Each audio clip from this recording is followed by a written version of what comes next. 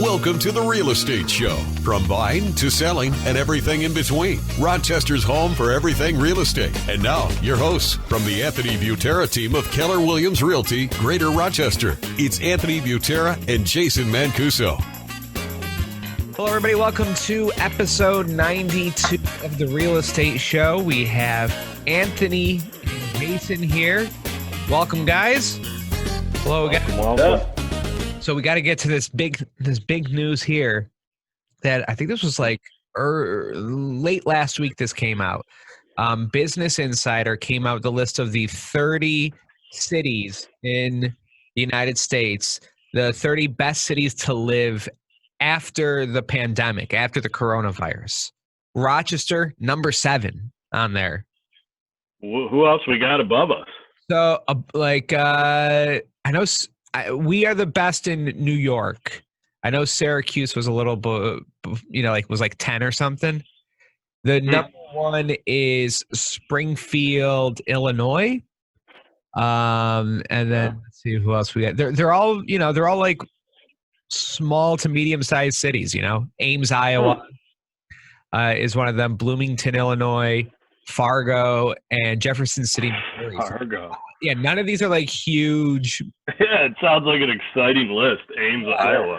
Does it elaborate? Yeah. I mean, I have my opinions. I'm just wondering. So we'll give you the metrics that they used, and they go in about like how a lot of people are considering moving after all of this is done. I'm sure there are a lot of people in New York City that don't want to live in New York City anymore. Right, yeah. That's true. Can you imagine being like, in your early 20s and whatever industry you want to get into, marketing or something, you're like, I'm going to go to the big city and I'm going to make it. And then a week later, you're stuck. The Rona hits. You're stuck in your stupid apartment. All right. I can't imagine. Well, I got to imagine that's a lot of the fuel to this article, just in terms of like, just the assumption that, the need to be located centrally in a big city where, all the big corporations are, and you have to go into the office to work, and higher cost of living, parking, commute, all that stuff. It's like, I think there is going to be, some incentive to want to get out of that in terms of big city living. So, all those cities that you rattled off by no means are big cities. I think Springfield, is outside of Chicago. I could be wrong at that. No, you're right. But, so it's like, okay, you're near Chicago, but you're in the closest suburb type of thing. And, is quality of life just that much better because of, the issues around being in a big city. And I think it's personal preference for people, but, if that's run its course in terms of city life and you're looking to get out, then this list makes a lot of sense. Yeah. For us, it's not like we're a commute away to New York City. So, I don't know. I think a lot of the same principles as far as Rochester being on these various lists, in the last few years probably apply. At the end of the day, here's my thing. With the taxes that we have, and I dwell on this way too much. My wife hates me. If this weren't a great place to live, we wouldn't be here, right? True. And with the weather, tax, whatever you want to point to, like if we didn't have, whether it's schools, whether it's just, near lakes and stuff like that, just kind of I don't know. I just, we're biased because we're all born and bred here, but I don't think we'd put up with the negatives if we didn't love it, right? Yeah, so this is the 9 metrics they used. So this is all pre-coronavirus that they took these metrics. You got the unemployment rate. As long as the unemployment rate was low, that's good. Your ability to work from home. So I'm assuming that's, everybody's hooked up with internet, stuff like that. So I'm surprised Iowa and Fargo are on that. Yeah. Population density, housing affordability, monthly household costs, cost of living, weekly two-way work commute, total elementary, secondary, and high school ratings, and share of residents age 25 who have at least a bachelor's degree. They said the big thing with Rochester, they said specifically with Rochester, what's good for us is that we don't have a lot of like we're healthcare based. A lot of our jobs. Right. We're not. It's not like we're a big factory town anymore or anything. So it's just everybody's got degrees. We're educated. Yeah, educated, and we're not based on whether the Tyson meat processing plant is going to close down or not and kill us. Oh, it's true. My Greece Olympia GED's gone a long way for me. Yeah. For sure.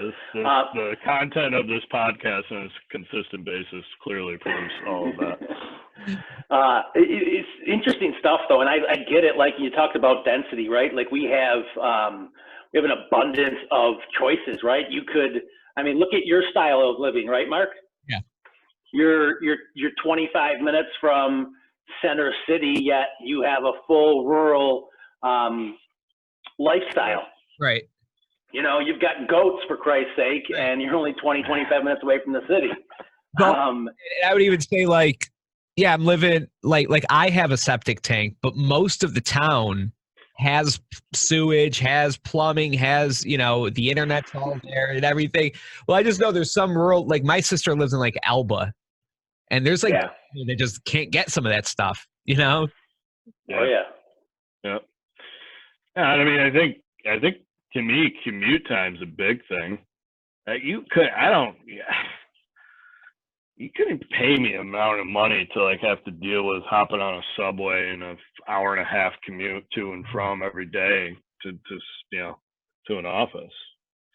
I don't know how, for people that are born and bred in that environment, that's just what they know. They don't know any different. Because I have friends in New York area, and that's just, their parents did it, their grandparents did it, and now they're doing it. It's just the way of life. They don't. There's enough benefit for them as far as what they see that they're okay with putting up with it. For me, that would last a week and I'd be out of there. It's interesting that this. So, but you said all these metrics were taken from pre-pandemic? Yes, that's what it said. They took all the metrics from before the coronavirus hit. So then so what they're doing then is they're just taking choice metrics and applying it to, assumptions of what life is going to be, moving on after the Rona. Metrics make it so the economical impact of the coronavirus doesn't hit as hard, or, because I heard Rochester is pretty where, whatever, the recession that we're in isn't going to hit here as hard as other places. No, I agree with that. We have stability, if nothing else, right now, and even post-pandemic, our industries here, like you said, healthcare, right? It's our biggest employers in the healthcare industry, and those jobs aren't going away. If anything, we may need more. Mm-hmm. Yeah. I was talking with somebody this morning actually on this topic, and it just, by no means am I taking it lightly or belittling, anything around, there's certainly enough people here locally that have, experienced the effect from this pandemic, whether it's health, loss of family members, or, job loss or economic impact. So, I get that. I'm not saying that it's non-existent, but I just feel like the more conversations I have, it seems like the overwhelming majority of people are isolated from being affected some way or another. And whether it's just, again, just that whole spectrum of death to loss of job. Luckily, I think we're living in an area where it's not a major, major impacted area, like New York City as the example. And, again, just like Anthony said, the stability of the local area. We're not, it's not like we're a boom market, but, we've talked about it before, back over a decade ago, the last recession. We didn't really, there wasn't too drastic of an effect from it. there's obviously value in that for people living, right? Yeah, these articles, the stats are always funny. Well, I mean, I know we kind of beat it up, but like I always want to know the company that we're in, and the other cities is just it's pretty funny. Yeah, we all sound pretty safe. Yeah, well, That's what you're looking for. Yeah, exactly. Also- I'm okay with that. Buffalo wasn't on there though. I was Buffalo, yeah, I was going to ask. Buffalo's not on there, huh? just Rochester, Syracuse, and Ithaca were the only ones that were. Huh. I wonder what leaves Buffalo more vulnerable. I don't know. So Ithaca's the college, right? That's where the probably base economy is. What's Syracuse? I don't know what runs Syracuse. You know, A lot of college, right? I don't know what runs Buffalo. So is Buffalo more, you know? Buffalo's still more industry, right? Right. Rochester, you know, we're a medical tech city. If we had to compare ourselves to Syracuse, Buffalo, and Syracuse is surprised too because they're more industry as well. Like, I know Carrier's a huge employer in Syracuse. Right. Yeah, kind of the blue collar, white collar conversation, right? Mm-hmm. Our old manufacturing brick and mortar seems to be all absorbed with tech companies or medical office at this point. So right now, I mean, I'm just coming from a consumer standpoint. It's you know, I just literally left my kids' kindergarten graduation coronavirus parade. Where, you know, we drove by the teachers and then the kids cried because they were confused. So, I mean, that's a ballsy move to have it be a physical interaction. I had preschool graduation yesterday and it was all Zoom. No, this went off without a hitch, but we had a parade and we drove by. Yeah. And honked the horn or whatever. And so little confusion. Officially, the school year is over for us with all the kids. Oh. But also things loosening up with coronavirus, right? And at least we're opening up the economy. We're in phase 3 here in Rochester. This is I feel like this has to be like 2 different triggers if people are willing to buy or sell a house right now. Yeah. I mean, you know, market update wise is pretty much the same thing as last week. I mean, this is, you know, some of the more intense conditions that we've had to experience, you know, in our careers of doing it. And, you know, speaking with our elder statesmen, it's definitely the case as far as just a historical type of scenario taking place right now. I mean, you know, you talk with the agents that have been doing it 30 plus years, and this isn't anything like they've ever seen. And that, you know, that's just a continuation of the conversation for the last 4 years. Again, we talk about this every episode, but, you know, this extreme seller's market is here and here to stay. You know, what I would add to it is, you know, I think we're kind of day by day, week by week, you know, more so in terms of like how this plays out.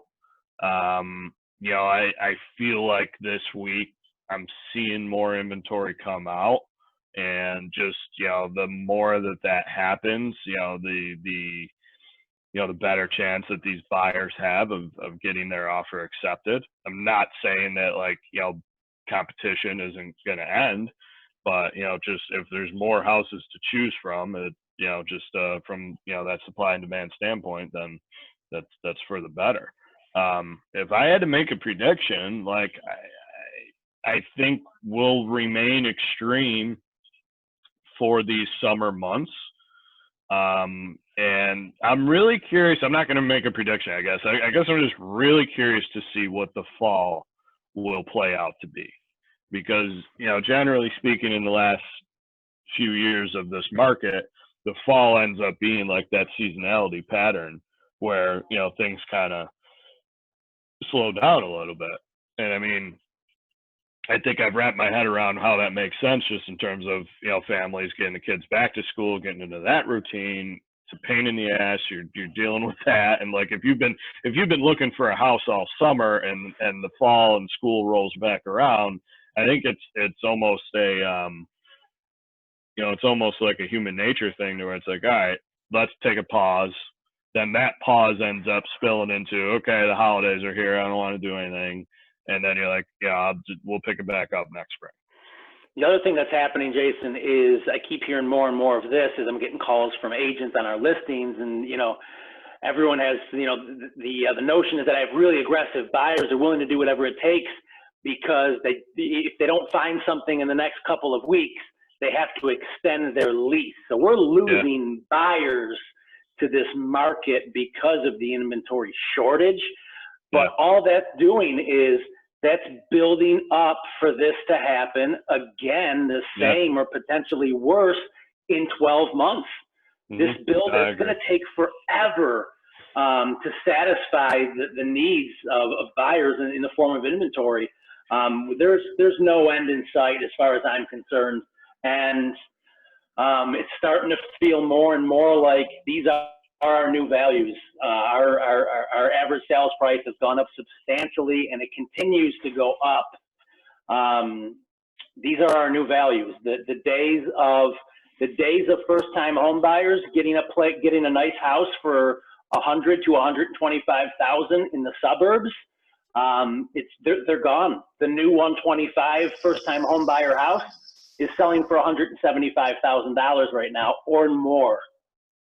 It's crazy. Is that we had it good for so long and like it should, like was it the prices were deflated before, or they're becoming inflated now, or they're leveling out? What do you think? A lot of all of that, right? So Rochester, our economy was deflated, right? I mean, we were hit hard when the rest of the country was hit hard, but it took us a long time to bounce back. Like, you look at the picture, the grand scheme of things, Rochester's doing really good right now. Unemployment's like non-existent. And the deflated market, human beings were deflated. There was no consumer confidence in Rochester 10 years ago. Yeah. And now there's an abundance of consumer confidence. There's a lot of good paying jobs, and we were due for inflation, but inflation and lack of inventory happening at the same time created the perfect storm that we're living in right now. Yeah. And again, pointing back to the interest rates, like we continue to harp on too. I mean, it's being historically low. Well, it's not helping in the sense that a lot of people that couldn't find houses just refinance. Now they're not moving. Yep. Great point. I think what I was going to say is, like, if you're a buyer and you can wrap your head around the fact that you're getting a 30-year interest rate locked in for 3% or less. Well, just the difference between that and kind of a good interest rate before this, 5%. Again, we've talked about it before. Like our parents, 12%, 18%, and 18, I mean, that's significant amount of buying power. So if you can wrap your head around, like, all right, I love this home. I'm going to be here for 30 years. And, I'm okay with that bidding war situation because of that, game on. It becomes hairy when you're, looking to move again in 3 to 5 years and you're, caught up in the market that is today. So if somebody wants to buy this summer, like let's say they want to get going like this summer, what baseline, what do you say you need? We're going in. A fire extinguisher. Good. All right. A lot of money. All right. And a lot of luck. There's our professional advice for the day. I mean, what you need is you have to be organized and prepared. Frankly, the element of, like a looky-loo situation at an open house, it's just not allowed at this point. So, you're not going to just randomly fall into buying a house. Like could have happened before. I've dealt with a lot of people that's just, they weren't necessarily looking, but the right situation popped up and got themselves organized over time. And then, 2 weeks later, they pulled the trigger and made it happen. That's not happening now. So, I mean, you have to be prepared in a couple different ways. You have to be prepared just like standard operating procedure of, having your finances in order and stuff like that. But you also have to be prepared to be competitive. And for a lot of people, that's a tough thing to wrap their heads around. Like, what's that? Getting a call coming in. for us, the rule of thumb used to be like, if you're pre-qualified for 125, let's set your search up to 140 because you never know. Now, if you're pre-qualified for 140, let's only look to 120 because chances are we're going to have to go $20,000 over the list price. Yeah. Just a different mindset. You have to be, honestly, you have to be pretty callous to losing out on a lot of houses. You may have to write 6 to 10 offers to get one. And you're being aggressive the whole time. Like it's, the buyer who just, isn't prepared to be aggressive. This is right now. This is where it's like, okay, do things change over the next few weeks to where I'm not saying that everything's going to fall off, but can you, instead of going 20 grand over, can you get away with 5 or 10 grand over? That's what could play out here as we progress. But there's not, I don't think we're going into a market anytime soon, and I'm talking years at this point, to where you're not going to be looking at a competitive situation for a property that's priced accordingly and in good condition. That's it right there. So, if you're not, ready to deal with that, you're not ready for this market. Yeah. Unfortunately, stay where you are or sign the lease or whatever you got to do. Wait to see what happens. But again, think about that interest rate. That's the thing. We don't know. We don't know if, next year is going to be the same, if the year after. The longer we wait, I can tell you, I don't think it's going to go any lower, in terms of ever getting to 1%. If it 2.8 or something like that, fine. Yep. But you're not going to be looking at a half a point of interest on a 30-year mortgage ever. It's only got one way to go up. I think to come full circle, there's one thing that is from the beginning of this podcast. I promise you, there's always going to be something to bitch about, right? And we're talking about our parents. We're talking about our parents' interest rates, right? At that time, that was the bitching factor. It wasn't taxes.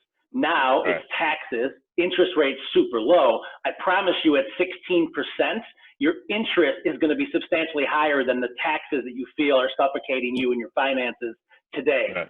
So you're always going to have something to bitch about if you want to focus on it, right? But if you want to focus on the good, we went over the article on how Rochester's, top 10 city post-pandemic for, what it sounds a lot like stability.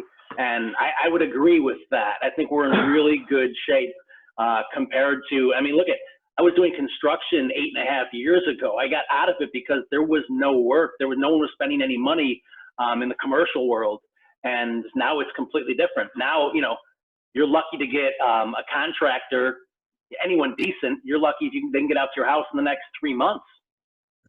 I love Rochester because it's always the negative that makes us rise to the top. It's just hey, if there's a horrible world pandemic, global pandemic, you guys are the place to live. Hey, if global warming really hits hard, you guys got fresh water, so you're the place to live. We need the world to burn down, and then Rochester's going to be, the crap island.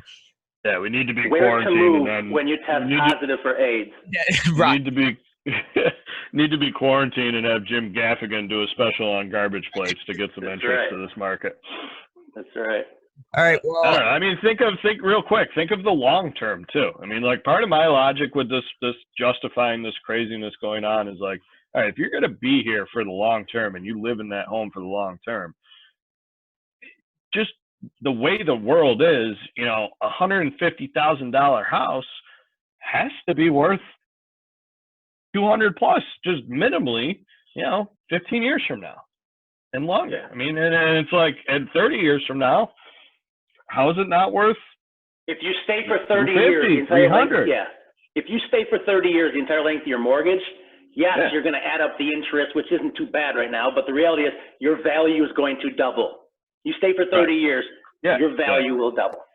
It's very sensitive when you're talking about, if somebody's buying a house now in this market and they plan on moving in 3 years. That's the tough part. So. All right. Well, we got all the real estate shows on our Facebook and at antibuterrateam.com. You can check those out. Subscribe to the real estate show. We'll see you next week. All right, guys. Awesome. Thanks, guys. Thanks for listening to The Real Estate Show. Find us on Facebook, iTunes, Stitcher, and YouTube. If you're looking to sell or buy, talk to the Anthony Butera team of Keller Williams Realty, Greater Rochester. Visit AnthonyButeraTeam.com.